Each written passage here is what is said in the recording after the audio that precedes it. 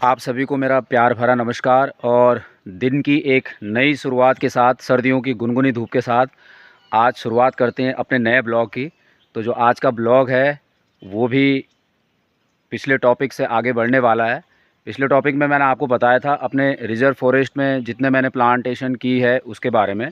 उसमें कई तरह के प्लांट्स मैंने लगाए थे और एक तरह से जो मैंने मिशन स्टार्ट किया था सेव प्लांट सेव एनवायरनमेंट का, उसमें मैं लगातार सभी लोगों से, आपसे भी रिक्वेस्ट करूंगा, निवेदन करूंगा कि आप लोग भी इस मुहिम का हिस्सा बने।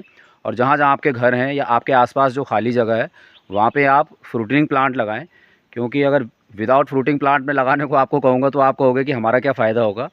तो एक साथ आपके कई फ़ायदे होंगे। जैसे कुछ साल बीत जाएंगे तो आपको उससे फ्रूट्स भी मिलेंगे, आपके आने वाली जनरेशन को भी मिलेगा। और सबसे बड़ी बात कि हम लोग एक दिन इस धरती से चले जाएंगे, हमें याद रखने वाला कोई नहीं होगा। लेकिन अगर आपने कोई फ्रूटिंग प्लांट लगाया है तो शायद आने वाले 40-50 साल बाद अगर वो रहा, 100 साल 150 साल बाद अगर वो रहा, तो उसे अगर कोई देखेगा, राहगीर उसके फल खाएगा, तो ज़रूर लोग याद करेंगे कि ये किसी व्यक्ति ने लगाया था और उसको मन ही मन से धन्यवाद देंगे।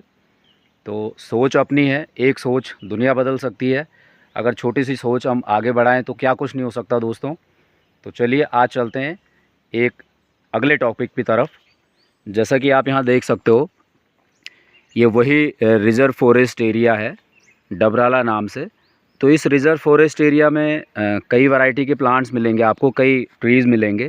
तो जैसे ये है, ये तो आप जानते हो, ये इसको साइंटिफिकली कहते हैं पाइनस जिरार्डियाना।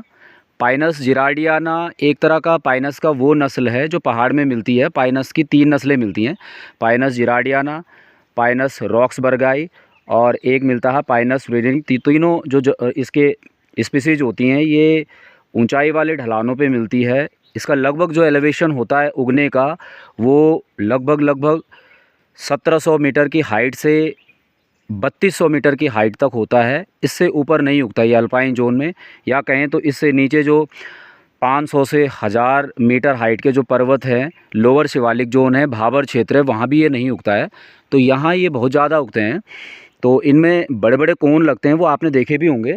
और उन कोन पे छोटे छोटे सीड जो लगते हैं, उसके बीज का जो प्रोडक्ट होता है उसको चिलगोजा कहते हैं और वो बहुत महंगा बिकता है।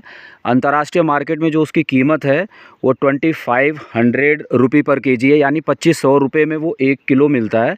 तो बहुत कीमती होता है। यहाँ इसकी कीमत को कोई नहीं समझता और बहुत ज़्यादा उगे होते हैं यहाँ पे ये।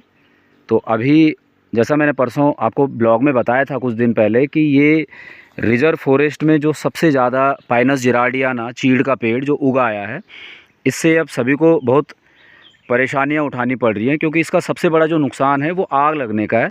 क्योंकि इसकी जो ये टहनियाँ होती हैं, मैं आपको नज़दीक से दिखाऊं, ये ये ये इसकी ऊपर से झड़ी हुई टहनियाँ हैं ये। तो इसको पिरूल कहते हैं। तो पिरूल जब ये सूखने लगता है तो ऐसे झड़ने लगता है नीचे।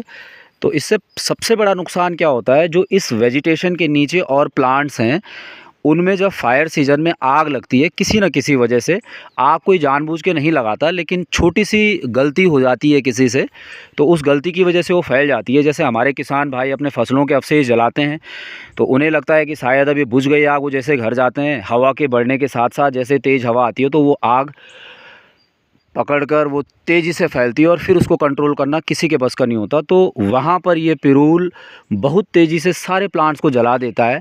और सिर्फ प्लांट्स को ही नहीं, हज़ारों पंछियाँ, हज़ारों जो इसमें वेजिटेशन में वाइल्ड ऑर्गेनिज्म रह रहे हैं, छोटे बड़े माइक्रोब्स, सब जलकर खाक हो जाते हैं। तो सभी अपने किसान भाइयों से मैं एक निवेदन करूंगा, रिक्वेस्ट करूंगा कि वो फायर सीज़न में थोड़ा अलर्ट रहें।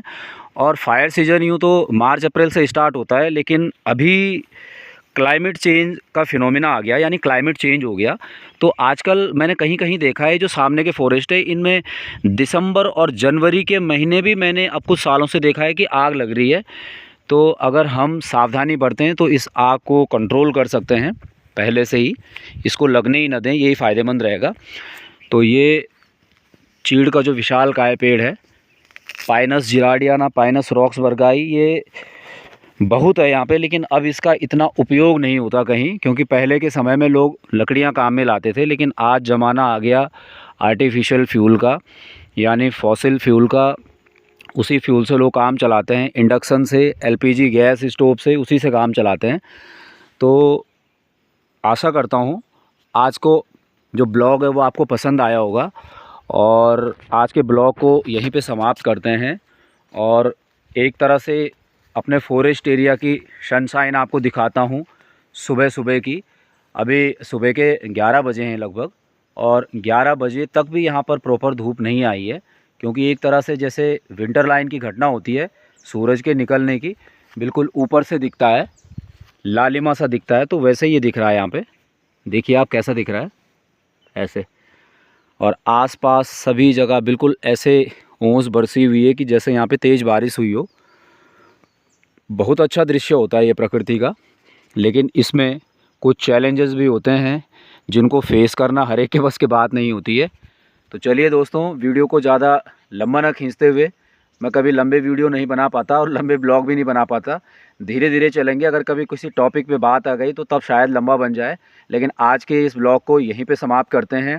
और एक बार फिर से आपसे रिक्वेस्ट करूंगा कि आप ज़्यादा से ज़्यादा इस ब्लॉग को शेयर करें, सब्सक्राइब करें, और हाँ, कमेंट बॉक्स में जाके कमेंट ज़रूर करें। धन्यवाद।